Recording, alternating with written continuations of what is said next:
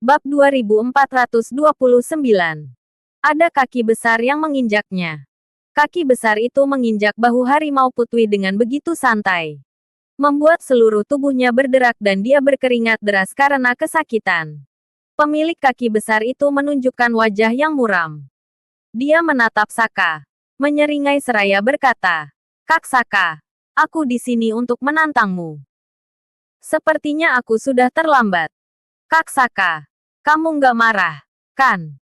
Selain dia, ada dua orang lain di sini. Menunjukkan ekspresi acuh tak acuh, tetapi auranya tidak biasa. Wajah harimau putih berkedut. Lalu tiba-tiba dia menatap Saka dan matanya merah saat dia berteriak. Dia bajingan dari keluarga Syahrir. Namanya Zega Syahrir. Agar menonjol, dia sudah menggunakan racun untuk memurnikan tubuhnya sejak masih kecil. Dia dijuluki si budak jelek. Dia sudah melatih dirinya untuk memiliki tubuh beracun. Tubuhnya sudah diperkuat oleh racun dari Sekte Dokter Surgawi. Jangan terima tantangannya. Si budak jelek itu mengelus kepalanya dan menyahut sambil tersenyum. Aku ingin mengalahkan Saka di depan umum. Tapi aku menemukan kalau kamu tampaknya sudah mengkhianati Yang Mulia. Ya. Jangan khawatir. Setidaknya kamu sudah melayani Yang Mulia. Lagi pula, aku nggak akan bersikap terlalu kejam padamu. Aku nggak mengkhianati Yang Mulia. Lagi belajar Aku apa cuma sayang? berhutang budi pada Saka. Belajar sejarah. Begitu aku membalas budiku, aku akan membalasnya. Kamu tahu siapa ibu Mata Kartini? harimau putih membelalak Nggak tahu, lebar. Ma. Lalu dia berteriak marah. Makanya Saka nggak membunuhku. rajin-rajin baca-baca Tapi buku kalian- sejarah ya. Kalian yang seharusnya Mama tahu Tante orang-orang Lisa? justru ingin Nggak tahu. membunuhku. Siapa dia? Vega tertawa Makanya seolah rajin mendengar baca sebuah WA lelucon Papa. dan berkata, orang-orang sendiri yang justru mudah dihindar. Tawanya terdengar lanjut sangat belajar. keras. Sambil berbicara, Vega menekan kepala harimau putih itu Lagi dengan belajar keras apa, menggunakan sayang? kelima jarinya. Belajar sejarah. Harimau putih sudah terluka parah dan tidak bisa Kamu melawan. tahu siapa Di ibu bawah Kartini? tekanan berat, Nggak bola tahu, matanya Ma. bahkan hampir keluar. Makanya Lepaskan dia. rajin-rajin baca-baca buku Tiba-tiba sebuah suara sejarah ya. terdengar. Vega menatap Mama ke tahu arah Tante Saka, Lisa? lalu Nggak tahu. perlahan-lahan Siapa menunjukkan dia? senyum keberhasilan. Makanya rajin baca WA Seperti Papa. dugaanku, kamu memang berhati lemah lembut. Boleh melepaskannya, tapi udah, kamu lanjut harus belajar. menerima tantangan dari kami bertiga. Kami mau mengambil kepalamu dan memberikannya kepada tuan mudaku sebagai hadiah. Menurutnya, Saka sangat kuat. Namun, ada 3 orang lainnya. Zega sendiri kebal terhadap semua racun. Namun, jika Saka tidak menerima tantangan itu, dia benar-benar tidak punya solusi yang lain. Untungnya, Zega merasa bahwa dirinya sudah memahami kelemahan Saka. Saat memikirkan hal ini, dia menatap Saka dengan penuh minat dan bertanya, "Setuju?"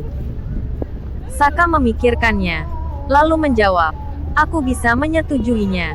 Tapi kalian nggak boleh melarikan diri." Lagi belajar Begitu apa sayang? kata-kata itu diucapkan, Belajar sejarah. tempat itu menjadi sunyi. Mata Zega berangsur-angsur tahu menunjukkan siapa niat ibu membunuh Kartini? dan bertanya, Nggak tahu, "Kamu Ma. pikir kamu bisa mengalahkan kami?" Makanya Saka rajin-rajin tersenyum baca-baca sambil buku menggelengkan sejarah kepalanya, ya. lalu berkata, Mama tahu Tante "Aku Lisa? pikir aku Nggak bisa tahu. membunuh kalian." Siapa dia? Sebelum Makanya mereka rajin baca bertiga WA bisa Papa. bereaksi, harimau putih tiba-tiba meraung marah dan hendak meledakkan energi sejatinya untuk bunuh Udah, diri. lanjut belajar. Tubuh beracun Vega ini terlalu menakutkan. Belum lagi ada 2 master ilahi tingkat 3 di sampingnya. Ini jelas ditujukan untuk membunuh Saka. Bagaimana mungkin harimau putih akan membiarkan dirinya untuk membebani Saka? Setelah mendengar perkataan Saka, mata Zega menunjukkan sorot gembira. Dia melepaskan harimau putih itu dan tersenyum pada Saka. "Kamu." Saka langsung melesat dan sesaat kemudian, dia sudah berada di samping orang yang ada di belakang Zega. Sebelum orang itu sempat bereaksi, Saka sudah menekan bagian belakang kepalanya. Saat berikutnya, Master Ilahi tingkat 3 itu jatuh ke tanah dengan suara keras. Seluruh wajahnya terbenam ke tanah. Satu Master Ilahi yang lain tiba-tiba tersadar dan berteriak. Tetapi saat ini, dia tidak panik. Dia mengepalkan tinjunya, melepaskan energi sejati yang luar biasa dan menghantamkan api ilahi langsung ke arah Saka. Saat itu dihancurkan. Wilayah Master Ilahi langsung meluas. Saka menunjuk dengan santai seraya berkata, "Bakar." Dalam sekejap, Master Ilahi tiba-tiba menjerit.